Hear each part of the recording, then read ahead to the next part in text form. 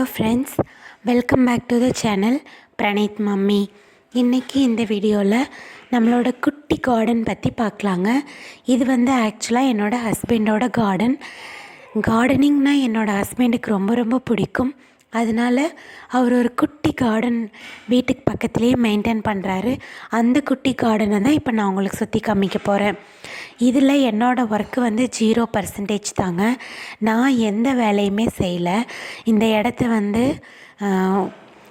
மருந்தடித்து clean பண்ணி என்னென்ன விதைகள் ஊனலான்னு சொல்லி பிளான் பண்ணி அந்த விதையெல்லாம் வாங்கிட்டு அதை ஊனி அதுக்கு ரெகுலராக தண்ணி போகிற மாதிரி செட் பண்ணுறது, அதுக்கப்புறம் பூடெல்லாம் முளைச்சிச்சின்னா அதெல்லாம் பிடுங்கி விடுறது, இந்த எல்லா வேலையுமே பண்ணது என்னோடய ஹஸ்பண்டு தான். நான் எதுவுமே பண்ணலை. இப்போ வீடியோ மட்டும்தான் எடுக்கிறேன்.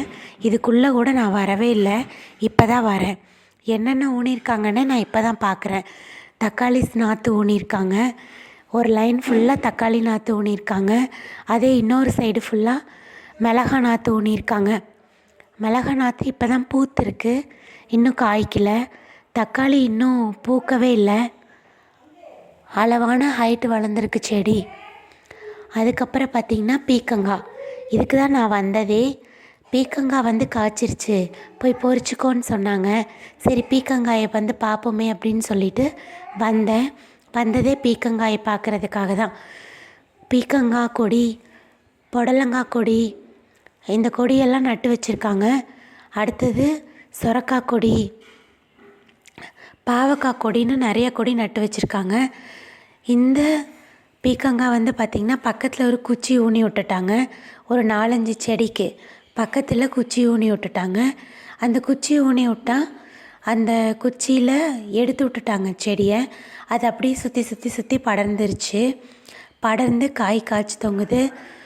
குச்சியில் படர்ந்து காய்க்கிறதுனால காய் நல்லா நீளமாக இருக்குது. ஆனால் மருந்து எதுவும் அடிக்காததுனால சீக்கிரமாக சொத்தை விழுகுது. அதனால தான் நான் பிஞ்சிலேயே பொறிக்கிறதுக்காக வந்திருக்கேங்க. இது பார்த்திங்கன்னா அவரை, செடி அவரை ஊனியிருக்காங்க பாருங்கள். செடி அவரை இப்போ தான் பூ வச்சுருக்கு. பூவே இப்போ தான் மொக்கு வச்சுருக்கு, இன்னும் பூவே பூக்கலை. செடி அவரை பூக்கறதுக்கு கொஞ்சம் நாள் ஆகும். என்னோடய பையன் பாருங்கள், ஒரே ஹாப்பி அவனுக்கு. இங்கே இருக்கிற ஒரு 4-5 செடியை மிதிச்சே காலி பண்ணிடுவான்.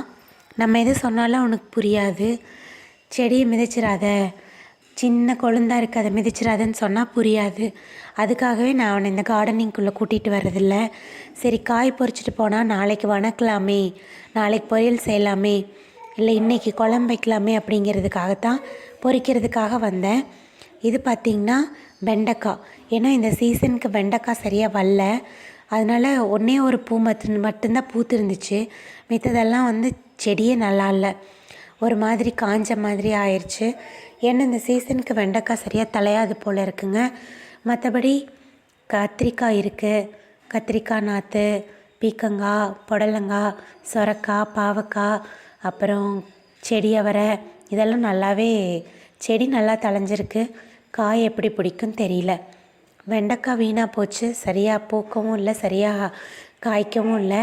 இவ்வளோ பெருசாக வளர்ந்துருக்கு, ஆனால் இப்போவே வாடி போகிற மாதிரி இருக்குது. நீ செடி தாங்குமான்னு தெரியல.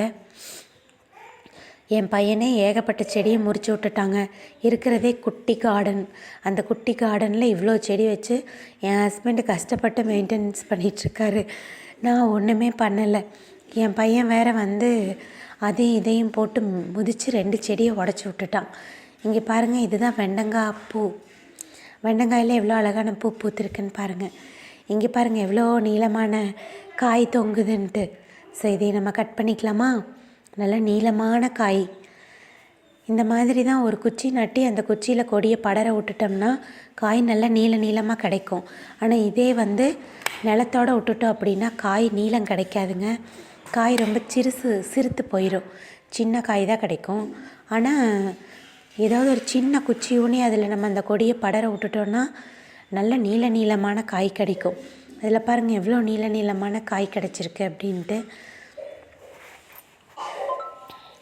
இதில் இருக்கிற காயை நம்ம கட் பண்ணி எடுத்துக்கலாம். இல்லை இன்னும் காய் நல்லா பெருசாகுங்க, இன்னும் பெரிய சைஸ் ஆகும் காய். நான் ஏன் இந்த சின்ன சைஸ்லேயே கட் பண்ணி எடுக்கிறேன்னா சொத்தை விழுந்துருது. ஏன்னா நம்ம உரம் போடல, மருந்து அடிக்கலை, எதுவுமே பண்ணல. விதை வாங்கிட்டு வந்தோம், அந்த நர்சரியிலேருந்து விதை வாங்கிட்டு வந்தோம், விதையை நட்டு வச்சோம், தண்ணி ஊற்றினோம், பூடெல்லாம் முளைக்காமல் கையிலேயே கைப்பூடு எடுத்து விட்டோம், தண்ணி கட்டினோம். 2 நாளைக்கு ஒருக்கா 3 நாளைக்கு ஒருக்கா தண்ணி கட்டினோம். அதுவாக இயற்கையாகவே முளைச்சி வளர்ந்த செடி. ஸோ ரொம்ப நாள் தாங்குமான்னு சொல்ல முடியாது. அதே மாதிரி பார்த்திங்கன்னா எவ்வளவு பூச்சியோ இல்லை மற்றதோ விழுந்து வீணாக போகும்னு சொல்ல முடியாது. நிறைய பூச்சி ஏதாவது நோய் தாக்கம் வந்து வீணாக போகிறதுக்கு நிறைய சான்ஸ் இருக்குது. எந்த மருந்துமே அடிக்காத காய். இப்போ நான் பொறிச்சு வச்சுருக்கேன் பாருங்கள், எந்த மருந்தும் அடிக்காமல் எந்த உரமும் போடாத காய். அடுத்து பாருங்கள் பாவக்காய் கடைசியாக தான் வரும். பீக்கங்காய் ஃபஸ்ட்டு வந்துடும், சொரக்காய் செகண்ட் வரும், பாவக்காய் கடைசியில் வரும். இந்த பாவக்காய்க்கெல்லாம் குச்சி நடலைங்க, அப்படியே கீழே விட்டுட்டோம். இடம் ரொம்ப குறுகலாக இருக்குது, அதனால் பெருசாக நட முடியாது. குச்சியெல்லாம் நட்டால் உள்ளே போகிறதுக்கு ரொம்ப இடைஞ்சலாக போயிடுது. இப்போ சொரக்காய்க்கு குச்சி நடாமல் தான் கீழே விட்டுருக்கோம், பீக்கங்காய்க்கு மட்டும்தான் குச்சி நட்டு வச்சுருக்கோம். அதே உள்ளே போயிட்டு வர்றதுக்கு ரொம்ப இடைஞ்சலாக இருக்குது. ஒரு கட் பண்ணி எடுக்கிறதுக்கே ரொம்ப இடைஞ்சல். அது பிரணீத்தை உள்ளே கூட்டிகிட்டு போகிறதுங்கன்னா அதை விட பெரிய இடைஞ்சல்.